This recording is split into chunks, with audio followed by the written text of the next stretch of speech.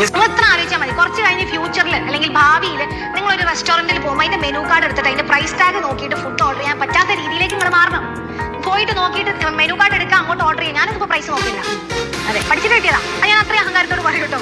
പഠിച്ചിട്ട് തന്നെയാണ് ഈ നിലയിലെത്തിയത്. അതുകൊണ്ട് പഠിച്ചാൽ എവിടെ എത്തില്ല എന്നൊന്നും നിങ്ങൾ വിചാരിക്കരുത്. പഠിച്ചാൽ നിങ്ങൾ വിചാരിച്ചാൽ നിങ്ങൾ കഷ്ടപ്പെടാൻ റെഡിയാണെങ്കിൽ, ഹാർഡ് വർക്ക് ചെയ്യാൻ റെഡിയാണെന്നുണ്ടെങ്കിൽ നിങ്ങൾ എവിടെ എത്തും മക്കളെ. അതുകൊണ്ട് ഭാവിയിൽ നിങ്ങൾ നല്ലൊരു ലൈഫ് സ്വപ്നം കാണുന്നുണ്ടെന്നുണ്ടെങ്കിൽ ഇപ്പൊ പഠിച്ചോ. കുറച്ചുകൂടെ കഴിഞ്ഞിട്ട് റിഗ്രറ്റ് അടിച്ചിട്ട് ഒരു കാര്യം ഉണ്ടായാലും മര്യാദയ്ക്ക് പഠിക്കാം. പഠിച്ചാൽ നിങ്ങൾക്കാണ് കാര്യം. എനിക്ക് ഒന്നും കിട്ടാൻ പോകില്ല.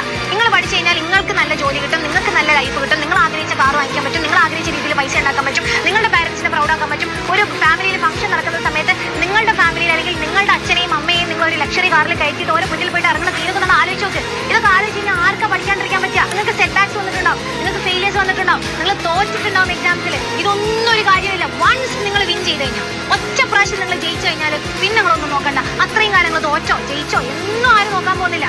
നിങ്ങളുടെ റൈസ് മാത്രമേ ആൾക്കാർ കാണുന്നുണ്ടാവുള്ളൂ. അതുകൊണ്ട് നിങ്ങൾ വീണു എന്ന് മറ്റുള്ളവർ വിചാരിച്ചുകൊണ്ടിരിക്കുന്ന സമയത്താണ് നിങ്ങൾ അതിൽ ഉയർന്നു വരാൻ.